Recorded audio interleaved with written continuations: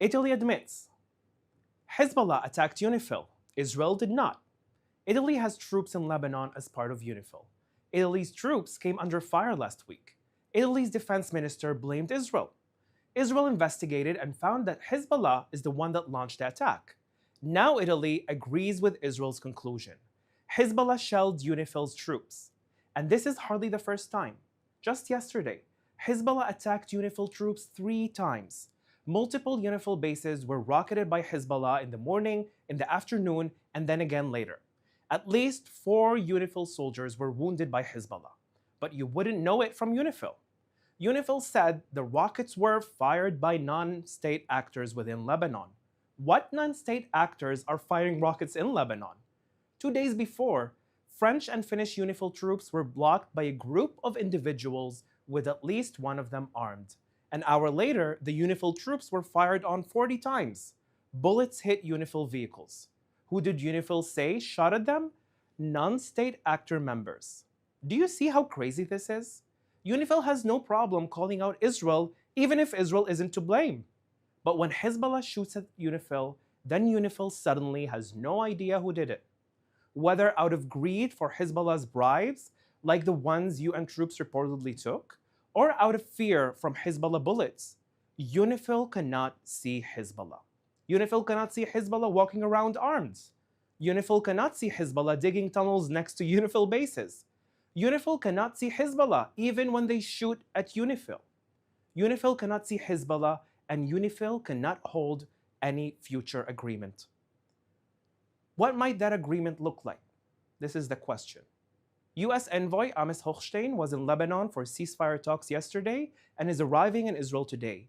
According to news reports, this is what Israel needs to restore security in the faces of Hezbollah's attacks. Hezbollah terror infrastructure dismantled across Lebanon, not just along Lebanon's border, Western forces to do what UNIFIL did not, and most importantly, Israel needs freedom to act against violations like Hezbollah arms smuggling from Syria or Hezbollah's return to the border. Israel cannot return to October 8, 2023. That's the day that Hezbollah joined the war on Israel's people. On October 8th, Hezbollah had fortifications along Israel's border. On October 8th, Hezbollah had 200,000 rockets aimed at Israel's towns. On October 8th, Hezbollah had Iranian weapons delivered directly from Syria. No one stopped Hezbollah. Now, Israel is stopping Hezbollah. Israel cannot agree to ceasefire on Hezbollah today if Hezbollah will be allowed to recover, rearm, and reassume fire on Israel tomorrow. Israel is fighting the war today so that Hezbollah cannot make war tomorrow. Now let's take some questions from our audience watching live on social media. Thank you. Our first question today comes from Instagram. Amos Hochstein said that a Lebanon ceasefire is within grasp. What is your sense on the timing of when this may happen? Well, this is the question that we're all looking to have an answer for. Amos Hochstein was yesterday in Lebanon negotiating with the head parliament of Lebanon, Nabih Berri, that he's also the representative of Hezbollah. Nabih Berri said a few times that they are looking forward to the day that the ceasefire would happen, but they do have some conclusions about it, or maybe some red lines that they're not really agreeing on. One of them is Israel having, to be able to attack if Hezbollah will start to regain back its power, or if they will see that Hezbollah will start to get weapons throughout Syria with the Lebanese border. And this is something that is really important to understand. If Hezbollah or Nabih Berri on behalf of Hezbollah are negotiating in good faith, they wouldn't have any problem with that Israeli request. Because if Lebanon is to uphold that agreement and to make sure that Hezbollah wouldn't gain weapon again, Israel wouldn't have to attack. So if they do want to agree that, they should do that. And I really hope that one day in the near future, we will be able to see that Hezbollah will cease to exist. Because it's not just for the good of Israel that we don't want to have war, it's also good for the people of Lebanon that are waiting for the day that Hezbollah will cease to exist as a military organization, taking place in Lebanon, hijacking the Lebanese politics, threatening Lebanese people on behalf of the Islamic Republic of Iran.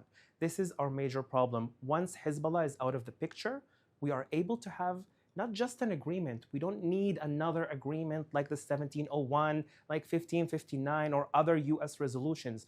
We need peace between Israel and Lebanon, and this is what I'm hoping for.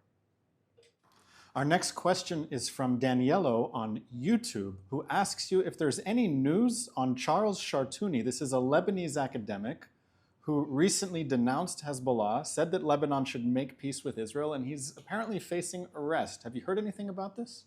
I haven't heard specifically about Shaltuni's case, but this is something that follows on a lot of Lebanese who've spoken out against Hezbollah in the latest years, specifically since the war started when Hezbollah launched its war against Israel on October 8, 2023.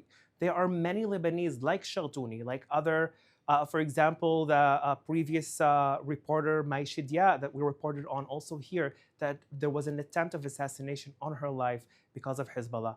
I have a lot of friends in Lebanon that are speaking to me out of fear because they are afraid that they will be arrested because just talking with Israel, not just expressing, the hopeful to have peace between Israel and Lebanon, but also out of just speaking with Israelis. And this is something that the international community, unfortunately, didn't really talk about, that the Lebanese people are being persecuted just because they don't want a terror organization to control them.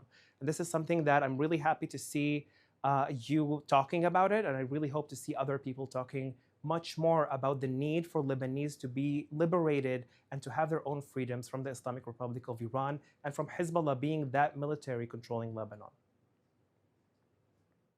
This is another question from YouTube related to what you just said. This is a question from Sue, who asks, how are the people of Lebanon holding up? What is it like for the regular people of Lebanon who are not involved in Hezbollah's war against Israel? Thank you very much, Sue, for this question. It's super important because you can see that at the end of the day, Israel, when they're targeting Lebanon, they're targeting just Hezbollah facilities, they're targeting just Hezbollah personnel, they're targeting just Hezbollah infrastructure.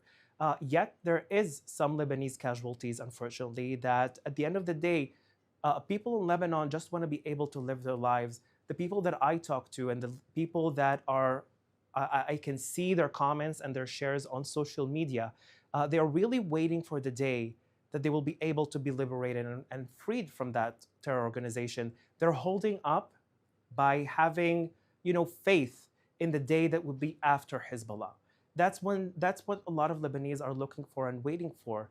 A lot of them are afraid from the day after because they're afraid that Hezbollah will retaliate inside of Israel, inside of Lebanon, if the war stops and Hezbollah will be forced to give their weapons. That's what we're all hoping for and looking forward to achieving this upcoming agreement.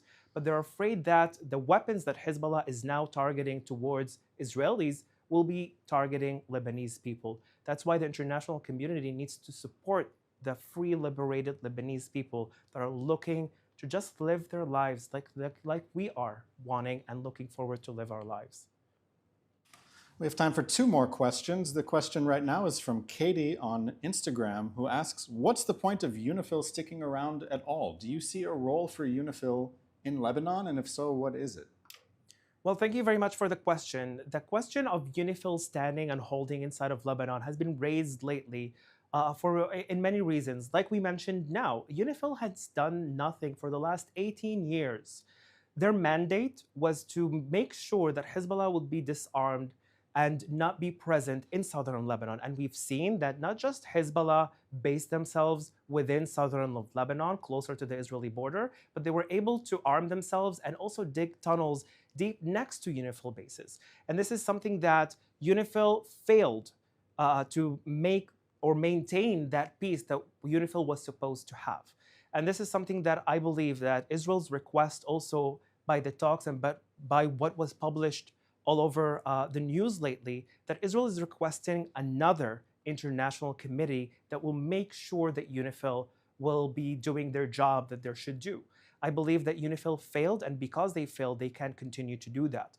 That's why we need another international committee to make sure that Hezbollah will not be able to gain their weapons again, and also Hezbollah will not be able to fire any one single shot at Israeli civilians.